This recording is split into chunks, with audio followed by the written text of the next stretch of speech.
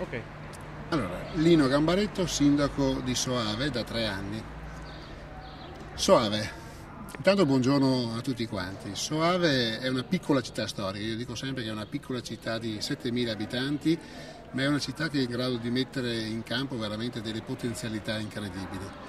Potenzialità legate a che cosa? Legate innanzitutto a quello che è il prodotto che ci ha fatto conoscere in tutto il mondo, che è il nostro vino.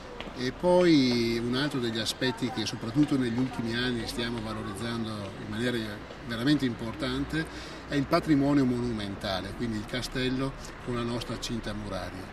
È un patrimonio importante, dicevo, perché è una cinta muraria di oltre 2000 metri che ancora integra, senza neanche una falla, che consente al turista di poter, una volta arrivato a Soave, poter respirare veramente quella che era l'aria, quella che era l'atmosfera all'interno di un borgo antico, di un borgo medievale. In questi anni è stato fatto veramente tanto, soprattutto per quanto riguarda la salvaguardia dell'ambiente e del territorio, e poi devo dire grazie anche a tante nostre associazioni che hanno promosso delle manifestazioni molto importanti, manifestazioni che invito veramente a visionare, a vedere sul nostro sito comunale, perché sono manifestazioni che tendono a riscoprire, a valorizzare quelle che sono le nostre tradizioni, quella che è la nostra cultura.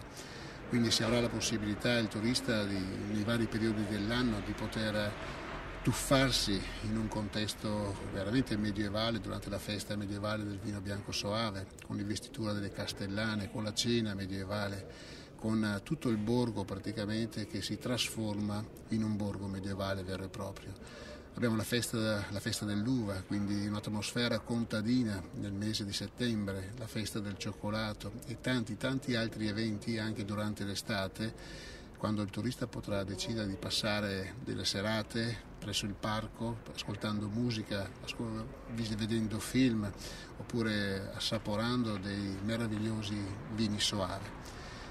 Un'altra delle cose che invito veramente il turista a fare è assaggiare i nostri vini, soprattutto non tanto e solamente presso le numerose enoteche e i numerosi esercizi commerciali, ma anche presso le aziende agricole. Estremamente ospitali e saranno ben felici di poter far assaggiare il vino, soprattutto condito con l'atmosfera che credo che sia l'elemento qualificante nel momento in cui si va a vendere un prodotto che oggi è prodotto in tutto il mondo, al quale dobbiamo cercare di far aggiungere quel valore aggiunto che è il contesto nel quale viene prodotto, che è un contesto unico. Arrivederci e mi raccomando, tutti quanti a Soave.